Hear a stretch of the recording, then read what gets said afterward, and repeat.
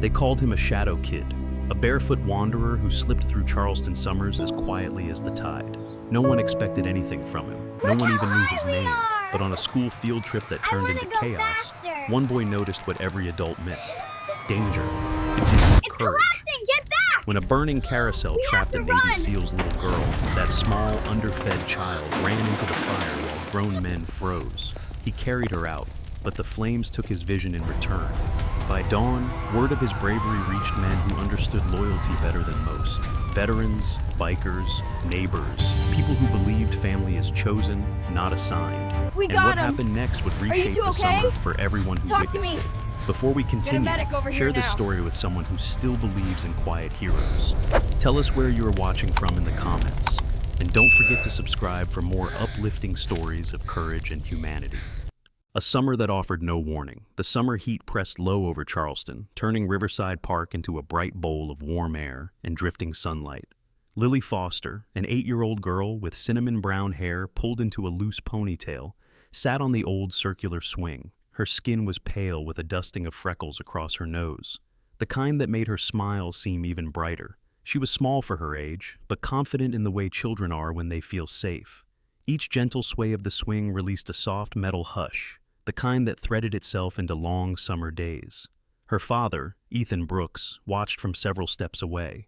Ethan was a man shaped by structure and storms.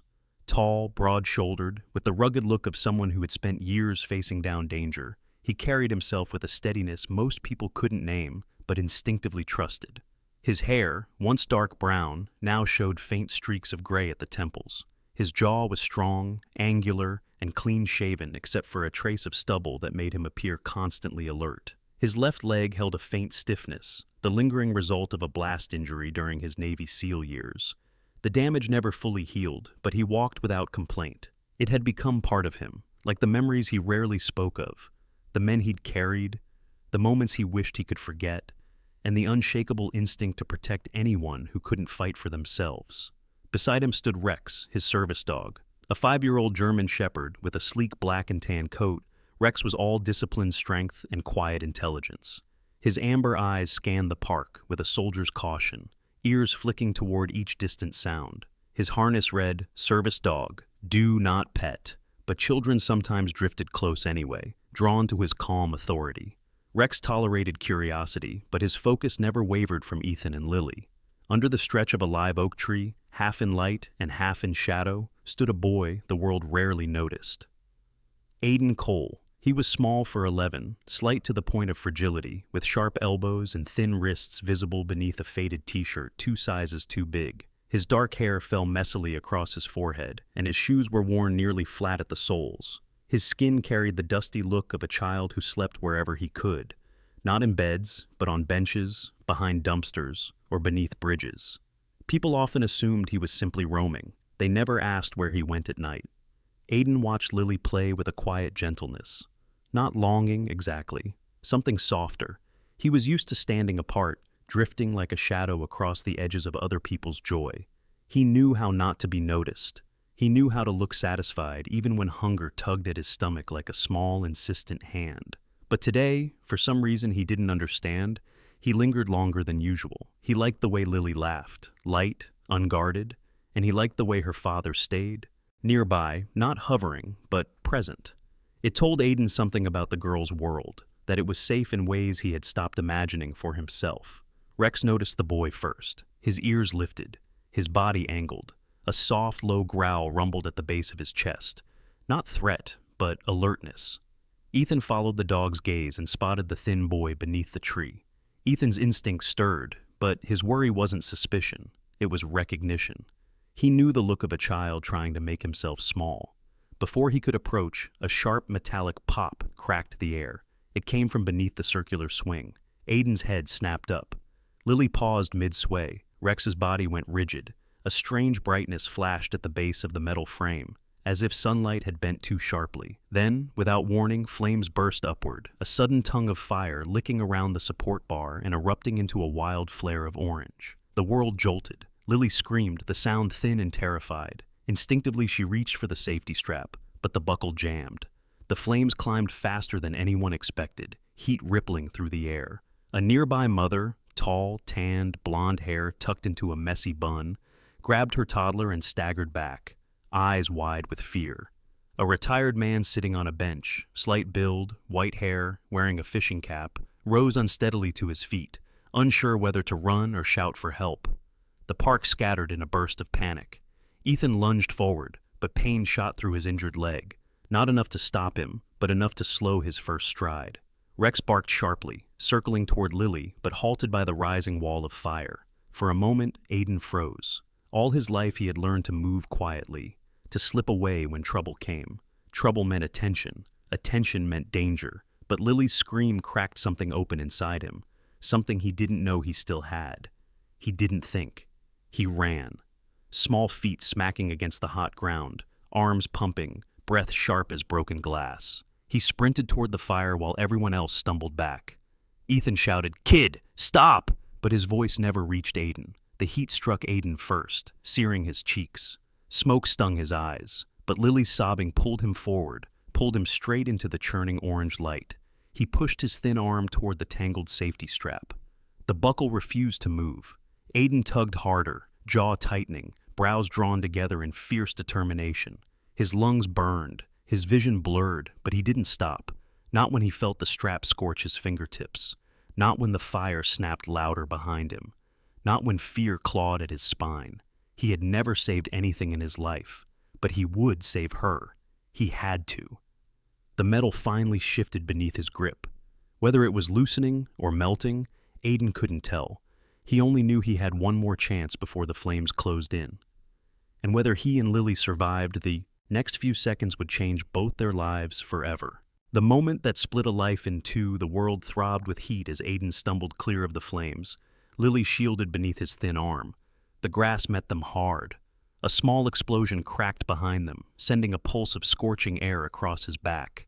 Aiden's ears rang, his vision swayed, but he tightened his hold on the girl for a moment longer, as if refusing to release her until he was certain she was safe. Lily coughed against his shoulder, her small frame trembling. Her cinnamon brown hair clung to her forehead, damp with sweat and smoke. When she finally lifted her face, streaks of soot carved uneven paths across her cheeks. Yet her eyes, wide, terrified, glistening, fixed on him with something he didn't recognize at first. Recognition. And gratitude strong enough to shake him. Before Aiden could speak, Ethan Brooks reached them in 3 uneven strides. His tall, powerful frame cast a wide shadow over both children. He gathered Lily into his arms, pressing her close, as if confirming with his own hands that she was real, alive, whole. His breath came in ragged bursts, but his voice softened when he murmured her name. Then he turned to Aiden. Ethan's dark eyes, usually steady, disciplined, held an emotion so complex it almost startled him.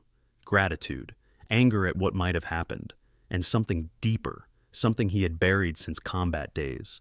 The raw recognition of courage born from instinct, not training. "Kid," he started, but his voice faltered. Aiden lay back on his elbows, blinking rapidly. Smoke clawed at his lungs. His heartbeat pounded in his ears. And behind everything, dimming like a fading lantern, the edges of the world began to blur. Rex approached slowly, no longer barking. The German shepherd's powerful body moved with deliberate calm, as if sensing the boy's fragility. He sniffed Aiden's hands, then nudged his arm once, firm but gentle, before settling beside him. It was a gesture Rex didn't offer lightly. A soldier's respect, quietly given. People began gathering around them in hesitant clusters.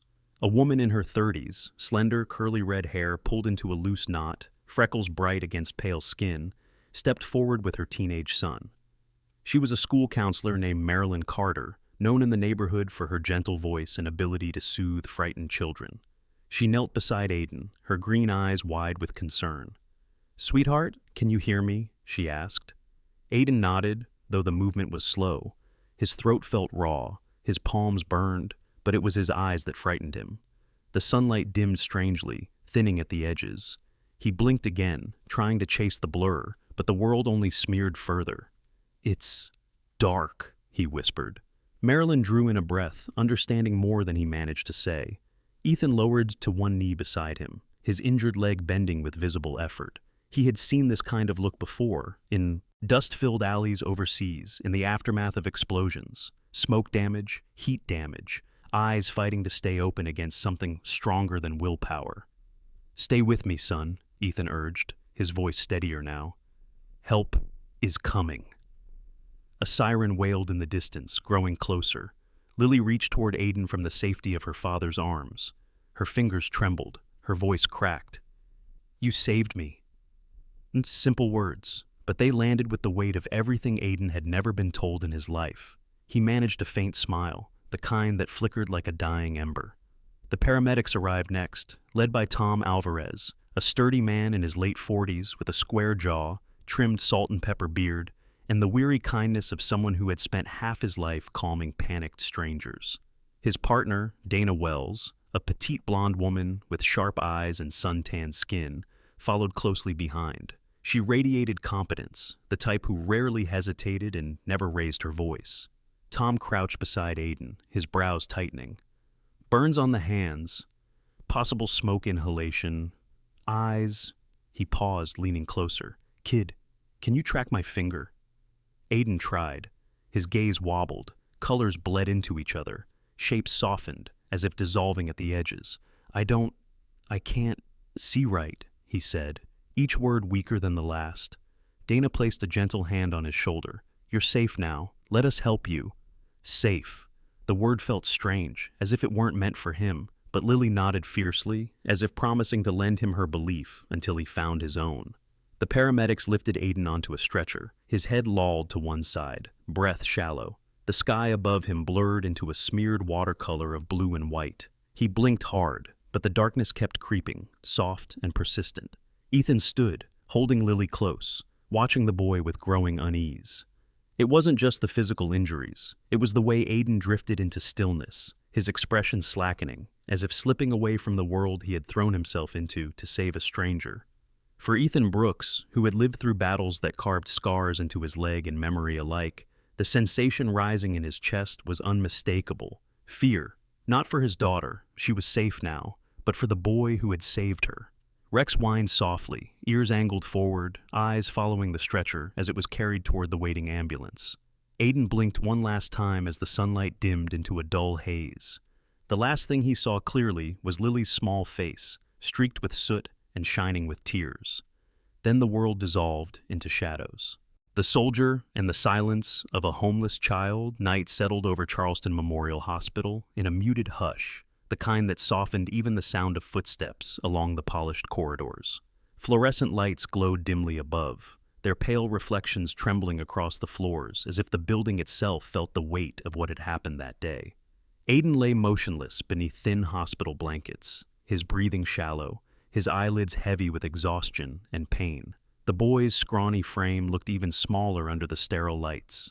Bruises and redness marked his arms. Faint burns wrapped around his palms like angry shadows. His dark hair clung damply to his forehead, and his face, still young, still soft in ways he didn't allow himself to show, held a tightness that suggested he expected hurt long before hope.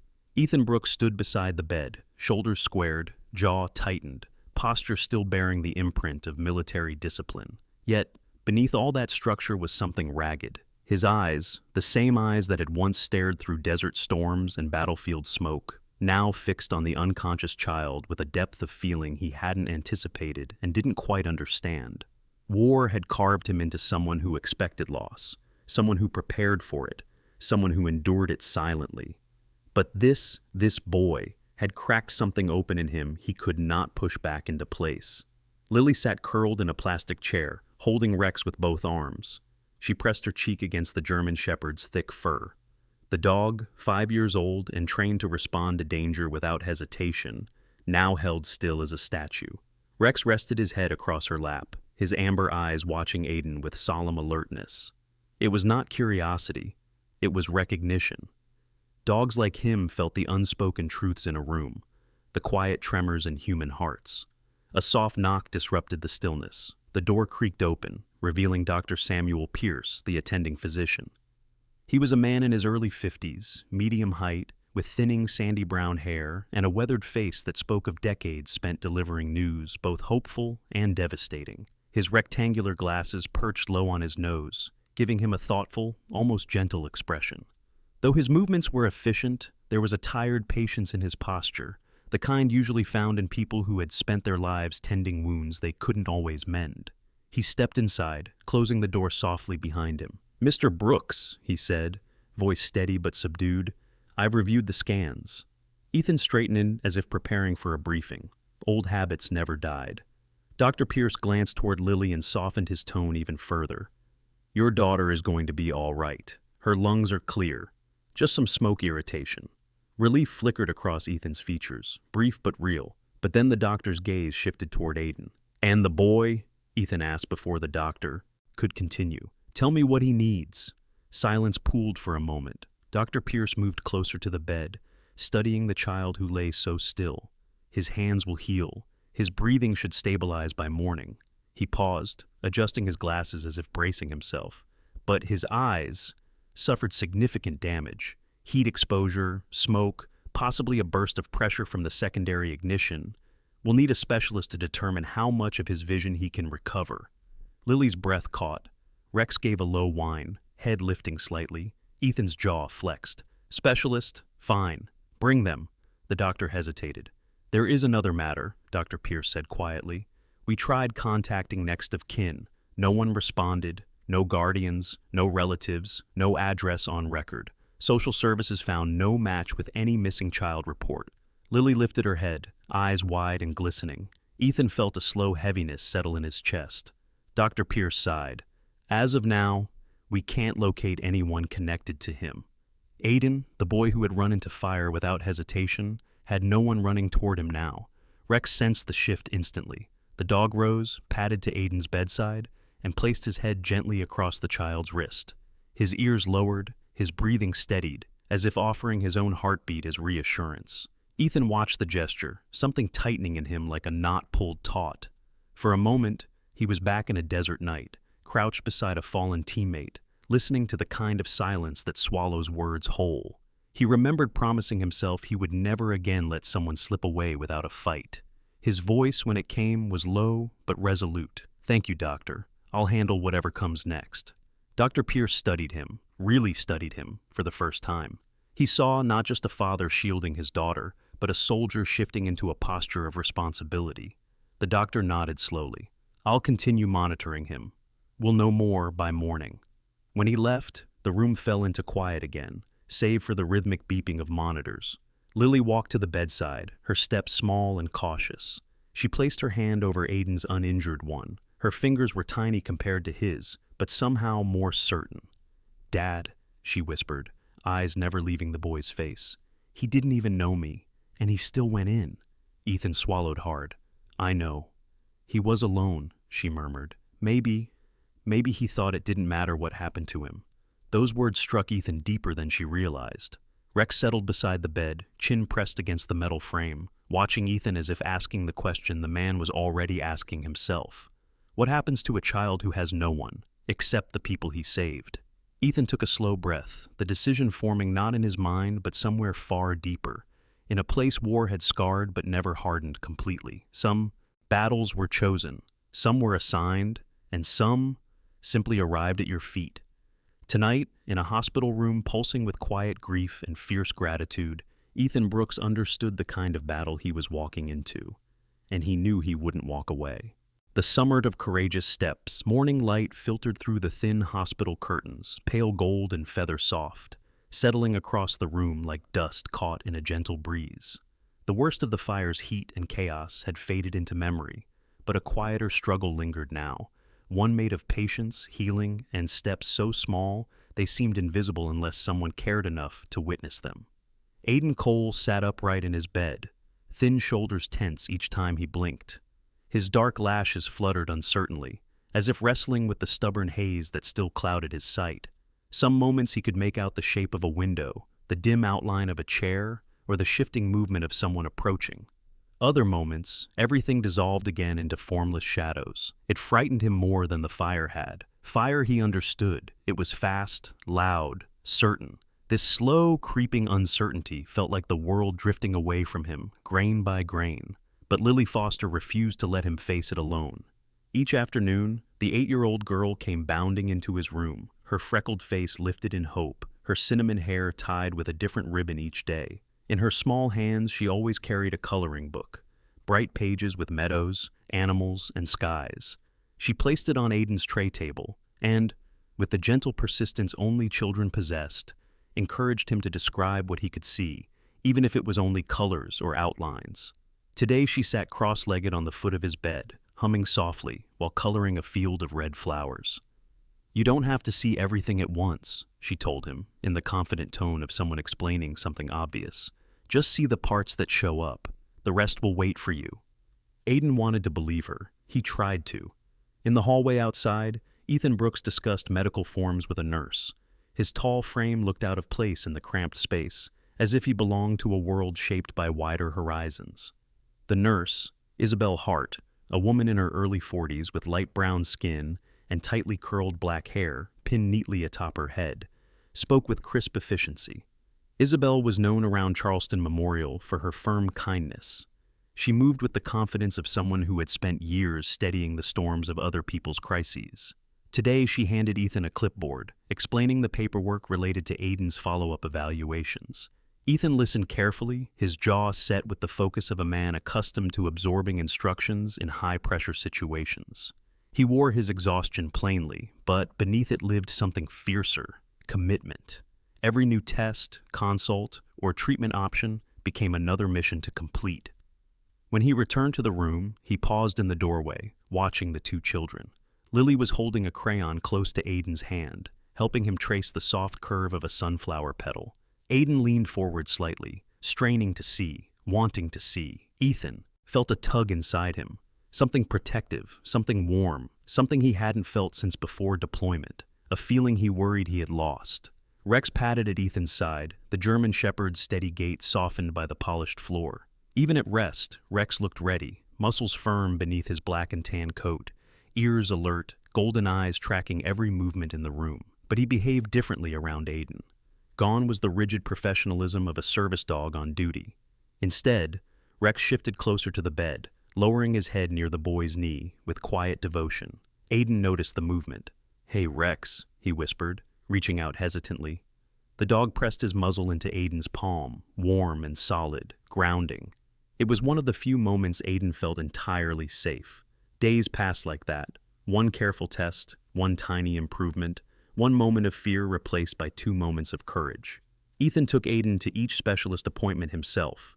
He walked with a pronounced stiffness, his old injury pulsing with every step, but he never slowed enough for Lily or Aiden to notice. One morning, Dr. Pierce requested a consultation with a visiting ophthalmology specialist. Dr. Hannah Whitford, early 30s, tall and elegantly thin with straight chestnut hair pulled into a low ponytail, entered the hospital room. Her almond-shaped gray eyes held a calm, analytical gleam behind thin-frame glasses. Hannah was known for her meticulous approach. Some colleagues found her distant, but she carried a softness beneath the surface that showed when treating young patients. "Good morning, Aiden," she said, her tone warm but controlled. "I hear you've been working very hard." Aiden nodded shyly. Dr. Whitford conducted a new set of visual tests. She spoke gently, encouraging him whenever hesitation or fear crept into his expression. When the tests ended, she glanced at Ethan, then at Lily, before clearing her throat. "There is improvement," she said, "more than we expected in such a short time. The inflammation is decreasing, light response is returning." Aiden held his breath. Hannah continued, "With care and time, he could regain partial or even significant vision." Lily clapped her hands. Rex wagged his tail once, a rare break in discipline. But it was Aiden who seemed to shrink with relief, his shoulders collapsing as he exhaled a trembling breath. "I can really get it back?" "It's possible," she affirmed, "and you're already proving that you're strong enough to fight for it." That night, while the sun dipped behind Charleston's rooftops, painting the room in soft orange light, something changed. Aiden sat upright, blinking repeatedly. A color shimmered into view, faint but unmistakable, red. He blinked again, harder this time. The shape clarified, a page of Lily's coloring book, a field of red flowers she had pressed into his hands earlier. His voice cracked. "I see something." Lily scrambled to his side, gripping his forearm eagerly. "What do you see?" "Red," he whispered, smiling for the first time with real strength. "Your shirt. I can see your shirt." Lily let out a small gasp, then threw her arms around him. Ethan, watching from the doorway, felt the tightness in his chest break open. Rex sat beside him, tail thumping silently on the floor, and just like that, the heavy summer softened. Aiden's world, once blurred and uncertain, found its first true point of color. A new home, beneath the Charleston sky, the afternoon sun dipped low behind the clustered rooftops of Charleston, casting long strips of amber light across the facade of Charleston Memorial. The automatic doors parted with a quiet sigh as Ethan Brooks stepped out first, his tall frame outlined by the fading glow. The air was warm, scented faintly with salt drifting from the harbor only a few miles away. It felt like a season caught between endings and beginnings. Behind him, Aiden Cole emerged slowly, blinking against the brightness. His vision remained fragile, still recovering, still uncertain, but he could make out enough to feel the world expanding around him. The outside light was different from the white fluorescence of the hospital, softer, kinder. It brushed his cheeks like something welcoming him back. Lily Foster walked at his side, her small hand gripping the strap of her backpack. Her cinnamon hair bounced with each step, and her freckled face glowed as if she herself had been waiting days just for this walk. Every few steps she glanced at Aiden, checking quietly that he was still there, still steady, still hers to cheer for. Rex trotted close on the boy's other side, his black and tan coat gleaming under the sun. The 5-year-old German shepherd moved with the confidence of a soldier and the gentleness of a guardian. His harness caught the light. Service dog, do not pet. Yet his posture softened around Aiden. Every now and then, Rex brushed the boy's leg with his nose, as if reminding him he wasn't alone. But none of them would have been standing there if not for the hard conversations. Earlier that day, the meeting with social services had been held in a quiet office off the hospital's administrative wing. The room belonged to Harriet Lawson, a senior social worker in her late 50s. Harriet was a tall woman with silver-streaked chestnut hair cut neatly at her shoulders. Her glasses hung from a chain of tiny pearl beads, and her linen shirt was pressed with the precision of someone who took her work seriously. Her voice carried authority, but beneath that firmness lay exhaustion from years of navigating broken homes, lost children, and the painful spaces between what people deserved and what life had given them. Harriet had entered with a folder tucked under her arm, and a look that revealed she'd expected resistance, argument, or maybe desperation. Instead, she found Ethan, stoic, steady, scarred by war, but clearer in purpose than most people she interviewed.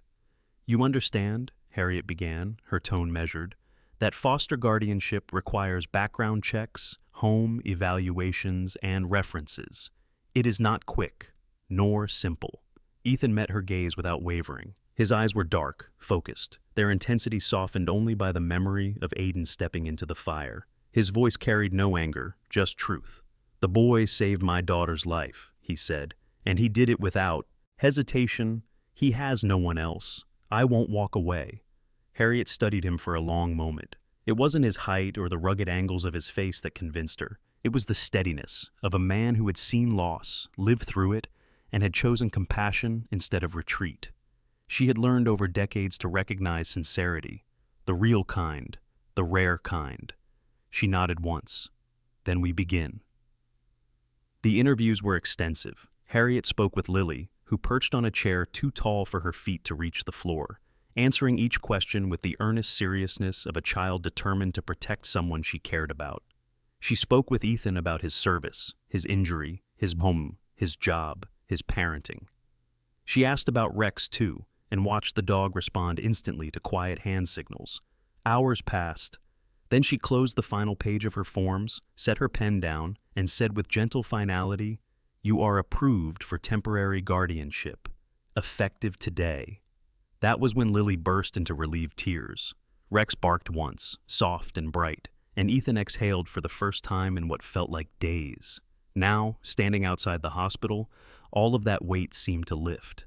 Aiden looked up at Ethan as if not quite believing he had the right to walk beside him. "Are you sure this is okay?"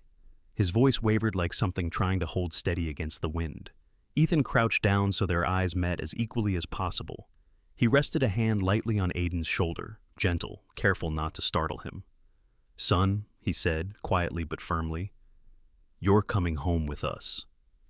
The word home struck Aiden like a soft blow. It lodged somewhere deep, a place his heart had kept closed for years. He swallowed, blinking fast, not because of the light this time, but because for the first time in his life, someone had offered him belonging without wanting anything back. They walked toward the parking lot together.